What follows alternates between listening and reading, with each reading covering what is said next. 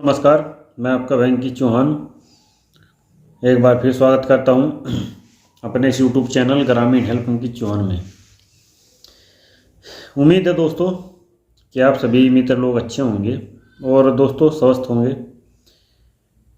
मित्रों, सर्दी काफ़ी बढ़ गई है, ठंड दोस्तों काफ़ी है और कोहरा भी आता है, तो इसीलिए आप सभी मित्र लोग जो है दोस्तों अपना ध्यान भी रखिए।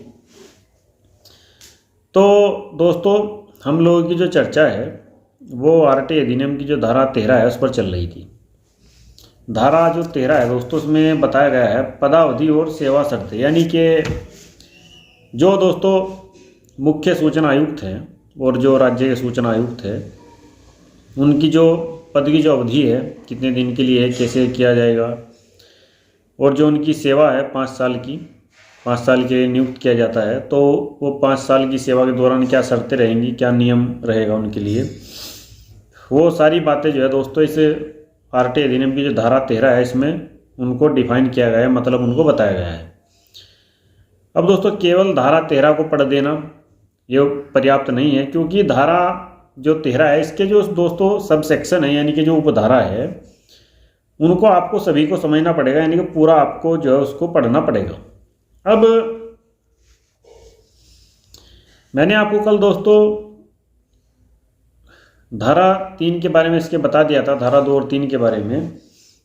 तो आज मैं दोस्तों आपको बताऊंगा इसकी सेक्शन 4 और 5 के बारे में, और 6 भी इसकी जो है इसकी सेक्शन 6 है। ये दोस्तों थोड़ा लंबा जो है सेक्शन है, क्योंकि जो दोस्तों धारा है प्रत्येक धारा के साथ कुछ एक उपधाराएं भी होती है, तो उन पूरी की पूरी जो सेक्शन है उसको बताना समझाना मेरा आपका जो है फर्ज है कि मैं आपको बताऊं समझाऊं, ताकि दोस्तों आपकी समझ में पूरी बात आ जाए। अब धारा 13 की जो उपधारा 4 है उसमें क्या बताया गया है वो ये मैं आपके सामने पढ़ रहा हूँ।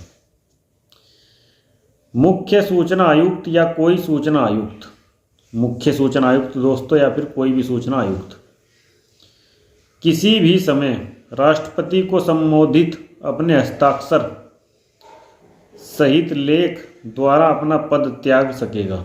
देखिए दोस्तों क्या क्या कह रहे हैं, किसी भी समय राष्ट्रपति को संबोधित अपने हस्ताक्षर सहित लेख द्वारा अपना पद त्याग सकेगा। मतलब दोस्तों ये है कि सेक्शन 13(4) में आरटी अधिनियम 2005 में जो सेक्शन 13(4) है उसमें ये बात स्पष्ट रूप से लिखी गई है कि मुख्य सूचना आयुक्त या फिर कोई सूचना आयुक्त किसी भी समय जो है अपने हस्ताक्षर से जो है चिट्ठी लिखेगा और अपना जो पद है वो त्याग सकेगा, और वो सीधा जो है दोस्तों राष्ट्रपति को इसके लिए लिखेगा।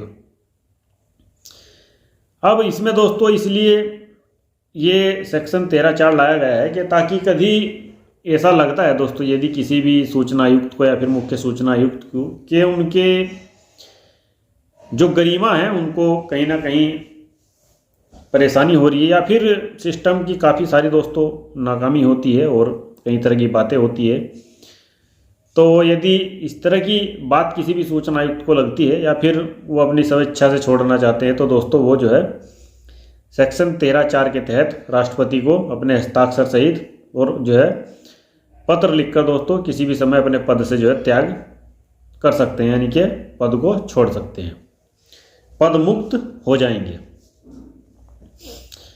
अब आगे दोस्तों इसमें क्या लिखा है, परंतु मुख्य सूचना आयुक्त या किसी सूचना आयुक्त को धारा 14 में विनिर्दिष्ट रीति से हटाया जा सकेगा। परंतु दोस्तों मुख्य सूचना आयुक्त या फिर सूचना आयुक्त को धारा 14 में विनिर्दिष्ट रीति से हटाया जा सकेगा। अब विनिर्दिष्ट रीति जो है दोस्तों क्या है इसके बारे में मैं आपको बता रहा हूँ। अब ये सेक्शन 5 में इसके बारे में बताया गया है कि रीति क्या है। संदेह वेतन और भत्ते तथा सेवा के अन्य निबंधन और शर्तें, वो क्या है, मुख्य सूचना आयुक्त की वही होगी जो मुख्य निर्वाचन आयुक्त की है, सूचना आयुक्त की वही होगी जो निर्वाचन आयुक्त की है। दोस्तों जो मुख्य सूचना आयुक्त है उसकी जो वेतन भत्ते हैं वो दोस्तों जो है वही होंगे जो मुख्य निर्वाचन आयुक्त की है। और दोस्तों जो सूचना आयुक्त है उसकी भी वेतन भत्ते वही होंगे जो निर्वाचन आयुक्त की है। लेकिन मित्रों इसमें समझने की एक चीज़ है, एक बात इसमें समझने की ये है कि इसमें जो है आप सभी मित्र लोग जानते भी हो दोस्तों, और जो मित्र नहीं जानते उनको मैं बता दूं कि आरटीआई एक्ट में दोस्तों अभी तक 2 अमेंडमेंट हो चुके हैं। एक अमेंडमेंट तो अभी हुआ है हाल ही में, और एक अमेंडमेंट हुआ था दोस्तों 2019 में। अमेंडमेंट का मतलब दोस्तों ये है संशोधन। आरटीआई कानून में भी दोस्तों संशोधन की आवश्यकता पड़ी है और इसमें बहरहाल संशोधन 2 हो चुके हैं। चूँकि कहा यह जाता है कि साहब आरटीआई के तहत लोग जो है अधिकारी को ब्लैकमेल करते हैं और उनको धमकाया जाता है, डराया जाता है, तो तमाम दोस्तों सरकार के तर्क थे अपने अपने कि साहब हम इसीलिए इसको जो है कुछ संशोधन कर रहे हैं। खैर दोस्तों ये तो एक आर्गूमेंट का विषय अलग है, तो इसमें तो ज़्यादा समय खराब नहीं करना चाहिए। लेकिन मित्रों सवाल ये भी आता है निकल कर कि भाई अधिकारी दोस्तों देखिए, कोई भी लोक सेवक के पास काफ़ी शक्ति होती है और किसी भी लोक सेवक को एक आम नागरिक ब्लैकमेल नहीं कर सकता। ये बात दोस्तों कम से कम मेरी समझ से तो परे है कि किसी भी लोक सेवक को कोई ब्लैकमेल कर सकता है। खैर दोस्तों अब छोड़ो इन बातों को, क्योंकि ज़्यादा इन बातों में नहीं जाना चाहिए। क्योंकि साथियों जो आरटीआई अधिनियम है, आप जो भी लोग इसमें ज़्यादा रुचि रखते हैं तो आप इसको थोड़ा ध्यान से पढ़िए समझिए। और यूट्यूब पर दोस्तों आपको काफ़ी सारे लोग मिलेंगे जो आरटीआई एक्ट के बारे में बताते हैं, समझाते हैं और काफ़ी अच्छी तरीके से समझाते हैं। लेकिन दोस्तों मेरी कोशिश भी रहती है कि लोग इस आरटीआई एक्ट को जानें और अपने अधिकारों को जानें।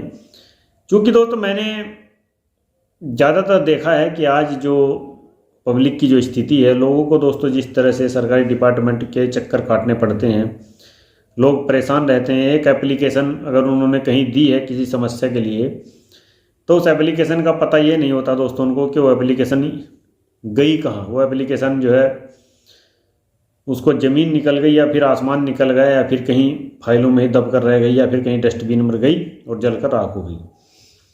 तो यदि आप आरटीआई एक्ट का दोस्तों जो है प्रयोग करते हो तो आपको काफ़ी राहत मिलेगी और दोस्तों आपको इससे जो है लड़ने की हिम्मत भी मिलेगी। मित्रों मैं हूं अंकित चौहान, यूट्यूब चैनल ग्रामीण हेल्प अंकित चौहान से।